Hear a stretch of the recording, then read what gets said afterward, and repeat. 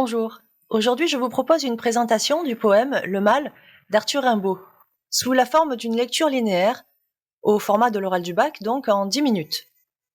Petit rappel de méthode, l'introduction et la lecture à voix haute n'excèdent pas 2 minutes, et il faut annoncer un projet de lecture ainsi que les mouvements du texte.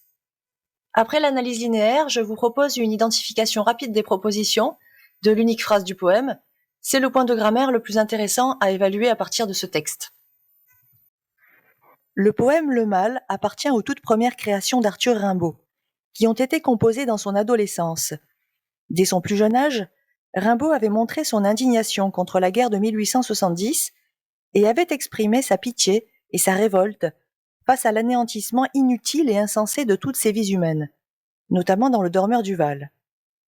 Notre projet de lecture consistera à montrer comment, dans ce sonnet, Rimbaud évoque la guerre comme une folie épouvantable, gouvernée par le cynisme des puissants, mais qu'il s'insurge tout autant contre la religion qu'il accepte avec indifférence. Le mouvement du texte est le suivant. De manière assez traditionnelle, les deux quatrains constituent une unité de sens. Ils dépeignent la guerre comme une horreur colorée et sauvage, provoquée par la folie des rois et dénoncée comme une véritable aliénation. Quant aux deux tercets, ils constituent une satire virulente de l'Église. Procédons maintenant à la lecture du texte. Tandis que les crachats rouges de la mitraille sifflent tout le jour par l'infini du ciel bleu, qu'écarlates ouverts, près du roi qui les raille, croulent les bataillons en masse dans le feu. Tandis qu'une folie épouvantable broie et fait de 100 milliers d'hommes un taf fumant. Pauvre mort, dans l'été, dans l'herbe, dans ta joie, nature, ô toi qui fis ces hommes saintement. Il est un Dieu qui rit aux nappes damassées des autels à l'encens, aux grands calices d'or, qui dans le bercement des hosannas s'endort. Et se réveille, quand des mères ramassées dans l'angoisse et pleurant sous leurs vieux bonnets noirs, lui donnent un gros sou, lié dans leur mouchoir. Arthur Rimbaud, Cahiers de Douai, 1871. Commençons par les 6 premiers vers. Développés dans 4 propositions subordonnées conjonctives de temps, créant un rythme oratoire et un effet d'attente, l'horreur de la guerre est révélée dans un tableau expressionniste, aux tons contrastés et sauvages. C'est une véritable hypotypose, une vision apocalyptique qui nous est révélée. Dès le premier vers, le lecteur est aspiré dans le champ de bataille. La métaphore et la personnification du crachat rouge de la mitraille sont renforcées par les allitérations en R, qui font entendre le roulement des détonations. Au vers 2, l'atrocité du massacre vient troubler le calme de l'infini, siffle tout le jour. La violence des couleurs de la guerre contraste douloureusement avec la pureté du ciel bleu. À cela s'ajoutent les allitérations en S et F, qui reproduisent le son désagréable des balles venant frapper les bataillons, et insistent bien sur le caractère incessant du combat. La guerre s'allie ainsi l'harmonie idéale de l'ordre naturel du jour, en créant le désordre permanent. Et la coupe irrégulière, en 5/7, du vers vient souligner ce désordre. L'emploi du présent, associé au complément circonstanciel de temps, tout le jour, devient ainsi duratif. Passons aux vers 3 et 4. Les hommes, habillés soit de vert soit de rouge, écarlates ou verts, suivant la patrie qu'ils défendent, la Prusse ou la France, sont des cibles bien visibles qui se détachent sur l'infini du ciel bleu. Le champ de bataille offre un spectacle de cauchemar. Une telle horreur paraît presque irréelle. Les bataillons qui croulent en masse dans le feu font penser à des châteaux de cartes ou à des dominos. Or, ces bataillons colorés, qui pourraient donner l'impression qu'on assiste à un beau spectacle, sont composés d'hommes, victimes d'une horrible folie.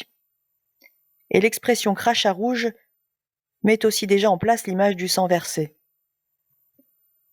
La guerre provoque en effet la souffrance et une angoisse atroce chez les humbles et les pauvres du vers 13, alors que les responsables de cette folie s'en amusent. Le roi n'accorde à ses pauvres soldats que mépris. Son arrogance est renforcée par la place en fin de vers du mot raille et par l'allitération en R marquée dans tout le vers. Cette folie est révoltante encore parce qu'elle ne respecte pas l'homme, pas même dans la mort. Le verbe broie est mis en relief en fin de vers, Et par ailleurs, l'évocation est assez répugnante, laissant imaginer la pulvérisation des corps eux-mêmes, image bien plus crue que les 2 discrets trous rouges au côté droit du dormeur du Val. Les victimes perdent leur individualité, ils ne sont plus qu'un tas, déshumanisé, promis à la destruction totale dans le feu. La métaphore du feu est ainsi reprise, connotant les flammes de l'enfer, ou évoquant comme une incinération généralisée. Les vers 7 et 8 se détachent distinctement par les tirets. Le poète intervient alors sans plus pouvoir retenir un cri de compassion et de révolte. Cette horreur est une folie, car elle est une aliénation. La guerre détruit le travail de la nature. Dans cet été serein qu'elle offre à l'homme, ciel bleu, verdure, soleil, tout est fait pour le bonheur, dans l'été, dans l'herbe, dans ta joie. Dans un rythme ternaire harmonieux, la nature invite à l'allégresse et à la vie, révélant combien la mort, évoquée par la guerre, dans cet été radieux est une indécence. Par la folie des hommes, la création est dépossédée. La guerre est donc antinaturelle. Elle défait brutalement ce que la nature a édifié avec amour et recueillement. Ainsi, quelques indices attestent bien dans les quatrains la présence de Rimbaud. La périphrase, folie épouvantable, l'a révélé déjà. Il s'efforce de donner un tour objectif à cette évocation, mais à travers l'apostrophe, verset 8, dans une sorte de parenthèse, il s'adresse à la nature, entité divinisée, et ce, à la deuxième personne du singulier, comme pour la prendre à témoin de la folie des hommes. Rimbaud exprime toute sa pitié, toute sa révolte contre une folie meurtrière, d'autant plus horrible qu'elle paraît vaine et qu'elle ne touche que des innocents. Passons au premier tercet. Ce qui accroît encore le sentiment de révolte que suscite la guerre chez Rimbaud, c'est qu'une telle folie soit cautionnée par l'Église. Le poète se tourne ainsi contre Dieu, c'est le début de la proposition principale de l'unique phrase dont se compose le sonnet, dans laquelle l'anaphore, tandis que, souligne une action simultanée qui fait paraître plus odieux encore le contraste. Tandis que la guerre broie, l'Église est montrée dans un luxe scandaleux. Car Dieu est d'une odieuse indifférence au sort de ses enfants. Le Dieu riche et repu, distant par rapport aux souffrances des hommes, comme en témoigne la tournure, il est un Dieu qui symbolise en fait l'Église, à laquelle Rimbaud reproche de vivre dans le faste, le luxe des nappes damassées, des autels.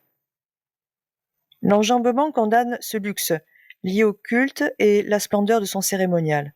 Les grands calices d'or remplissent un hémistiche complet. Cette atmosphère luxueuse est aussi parfumée d'encens par opposition à la puanteur que dégage le taf fumant.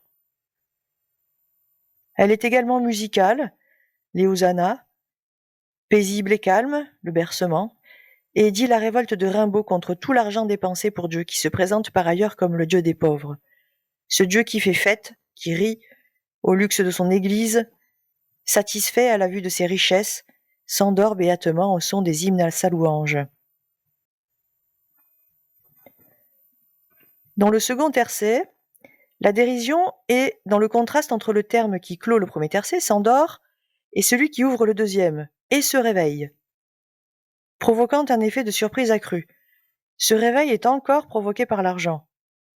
On peut voir là une dérision du Dieu qui accepte le modeste don de la veuve, prenant sur son nécessaire, alors que les riches ne donnent que le superflu. La dérision est ici au service d'une révolte indignée contre une Église qui accepte l'argent des pauvres en sachant que Dieu n'exaucera pas leurs prières. Le registre pathétique est mis au service de la dénonciation. Il surgit dans le tableau final de ces mères misérables qui apportent humblement un gros sou, présenté comme une précieuse offrande. Le pathétique est accentué par l'attitude de ces mères, ramassées dans l'angoisse. Le rejet met ici en valeur leur repli sur elles-mêmes, comme pour se préparer au choc, voire au deuil évoqué par le bonnet noir. On comprend que ces mères sont celles des soldats qui tombent sous les balles. Ainsi, Dieu et l'Église se nourrissent du chagrin des pauvres. Le Dieu qui rit ressemble au roi qui les raille, dans une odieuse complicité des puissants contre les faibles. En conclusion, le mal touche par la sincérité de l'émotion, par la pitié de Rimbaud pour les pauvres, morts au combat, par son indignation face au drame humain que représente une guerre. Il touche également par l'intention satirique du poète. Le mal, c'est la guerre, mais c'est aussi l'alliance scandaleuse du sabre et du goupillon qui partagent un égal mépris pour la vie de l'homme. Sous la forme condensée d'un sonnet, Rimbaud parvient aussi à rappeler toute la force et la magie de la poésie, en livrant ici une représentation picturale saisissante, contrastée et disloquée par son cri de révolte. C'est l'horreur absolue, indicible, qui surgit brutalement, telle une fulguration. Nous avons terminé l'analyse linéaire. Vous avez constaté qu'il ne s'agit pas d'être exhaustif, c'est impossible. Mais l'essentiel est de donner du sens à votre lecture, à l'appui d'un nombre raisonnable de relevés et procédés précis. Il ne s'agit pas de lister des procédés, mais de mettre en perspective le détail de vos commentaires en élargissant votre vision à la démarche globale de l'auteur dans son écrit. Concernant la structure grammaticale étonnante de ce poème, la proposition principale est « Il est un dieu », au vers 9, surligné en violet. Avant elle se succèdent 4 propositions, subordonnées conjonctives, complément circonstanciel de temps.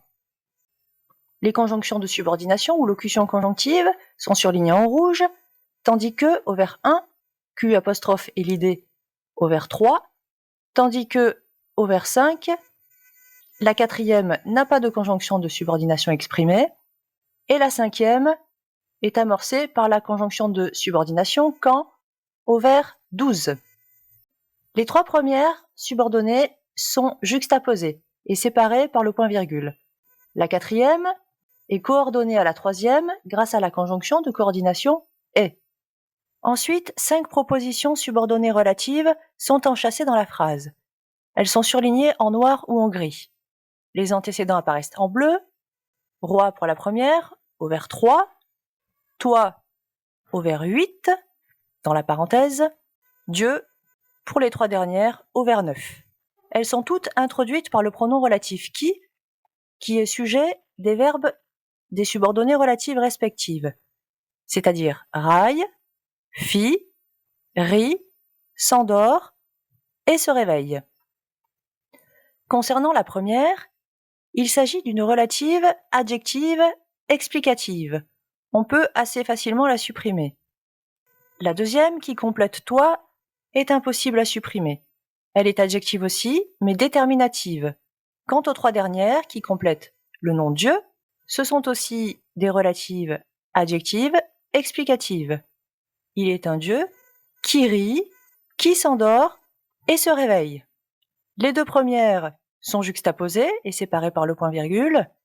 La 3e est coordonnée avec la 2e, qui s'endort et se réveille. Bien sûr, d'autres questions de grammaire sont envisageables sur ce texte, mais je m'arrêterai là pour aujourd'hui et je vous dis à très bientôt.